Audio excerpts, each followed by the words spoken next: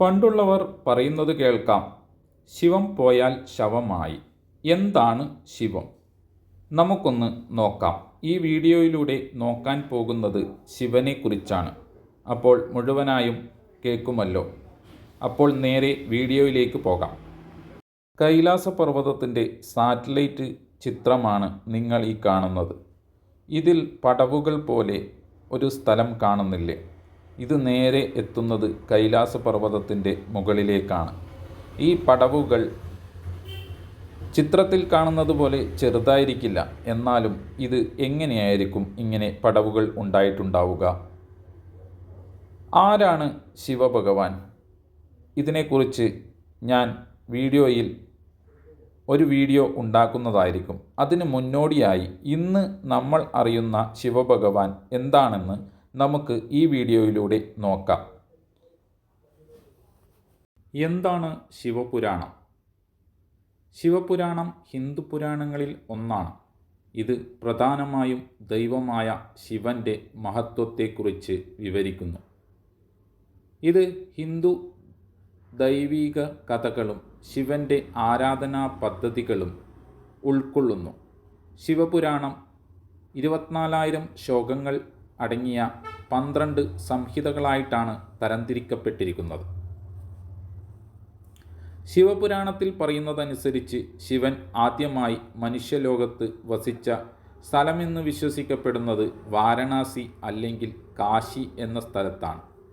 വാരണാസി ശിവൻ്റെ പ്രധാന തീർത്ഥാടന കേന്ദ്രങ്ങളിലൊന്നായും പഞ്ചകേദാരമായ ശിവക്ഷേത്രങ്ങളിലൊന്നായും പരിഗണിക്കപ്പെടുന്നു.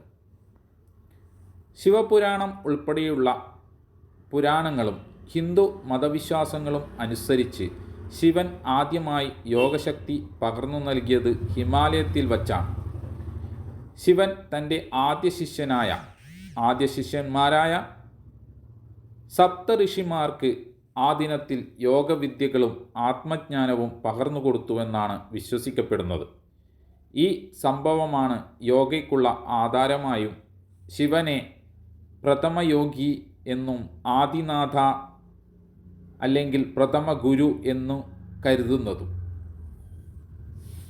ശിവപുരാണം മറ്റു പുരാണങ്ങളും അടിസ്ഥാനമാക്കിക്കൊണ്ട് ശിവഭഗവാൻ എവിടെയും നിന്നുമല്ല വന്നത്, എപ്പോഴും എല്ലായിടത്തും ഉണ്ടായിരുന്നു എന്ന് കരുതപ്പെടുന്നു. ശിവനെ അനാദി അനന്ത, ആരംഭവും അന്തവും ഇല്ലാത്തവൻ എന്നും സർവവ്യാപൻ, സകലത്തിലും സന്നിഹിതനായവൻ എന്നും വിശേഷിപ്പിക്കുന്നു. ശിവൻ്റെ സങ്കല്പം ബാഹ്യലോകത്തിൻ്റെയോ പ്രപഞ്ചത്തിൻ്റെയോ അതീതമായതാണെന്നും അദ്ദേഹം ആ സൃഷ്ടിയുടെ പ്രധാന മൂലകങ്ങളിലൊന്നായും അതിനെ പരിപാലിക്കുന്നവനും ലയിപ്പിക്കുന്നവനും ആണെന്നും ഹിന്ദു തത്വചിന്താ സിദ്ധാന്തം പറയുന്നു. ആദ്യ സൃഷ്ടി സംഭവിച്ചതിനു മുമ്പ് തന്നെ ശിവൻ ഉണ്ടായിരുന്നു എന്ന് വിശ്വസിക്കപ്പെടുന്നു. അതിനാൽ ശിവൻ്റെ ഉത്ഭവസ്ഥാനം നിർണയിക്കാനാകില്ല. ശിവം എന്ന പദം സംസ്കൃതത്തിൽ മംഗളകരം, ശുഭകരം എന്നർത്ഥം കൊടുക്കുന്നു. ഇത് ക്ഷേമം, സന്തോഷം, സൗഭാഗ്യം തുടങ്ങിയ ആശയങ്ങൾക്കൊപ്പം ബന്ധപ്പെടുന്നു.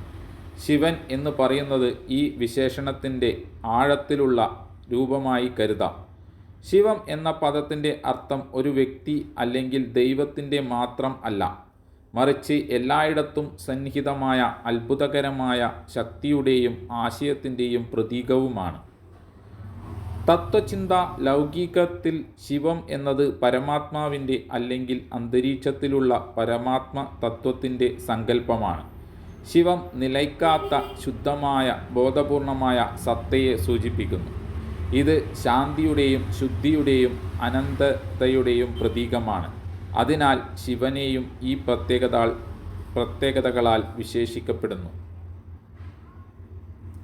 ശിവൻ്റെ സഹസ്രനാമങ്ങൾ, 1000 പേരുകൾ അവൻ്റെ വിവിധ ഗുണങ്ങൾ, രൂപങ്ങൾ, വിജയങ്ങൾ, ദിവ്യത, ശക്തി, യുക്തി എന്നിവയെ അടിസ്ഥാനമാക്കിയാണ് രൂപപ്പെടുന്നത്. ഈ സഹസ്രനാമങ്ങൾ പല ശിവപുരാണങ്ങളിലും മഹാഭാരതത്തിലെ അനുശാസന പർവ്വത്തിലും കാണാം.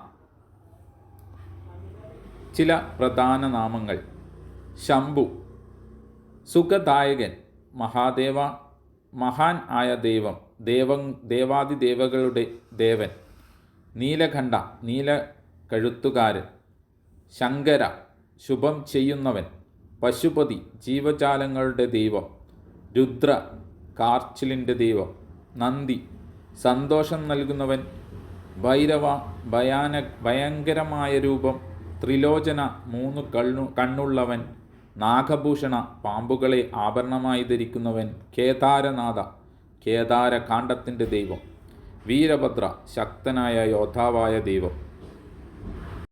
ഇത് ഇന്ന് നമ്മൾ പുരാണങ്ങളും മറ്റും പരിശോധിച്ചാൽ കാണുന്ന ശിവൻ്റെ കഥകളാണ്. എന്നാൽ യഥാർത്ഥത്തിൽ ശിവൻ ദൈവമാണോ അല്ല ഏലിയനാണോ? ഇതിനെക്കുറിച്ച് ഞാൻ മറ്റൊരു വീഡിയോയിൽ പറയുന്നതായിരിക്കും. ഈ വീഡിയോ ഇന്ന് ഇവിടെ നിർത്തുന്നു. അപ്പോൾ നമുക്ക് മറ്റൊരു വീഡിയോയിൽ വീണ്ടും കാണാം. നന്ദി, നമസ്കാരം.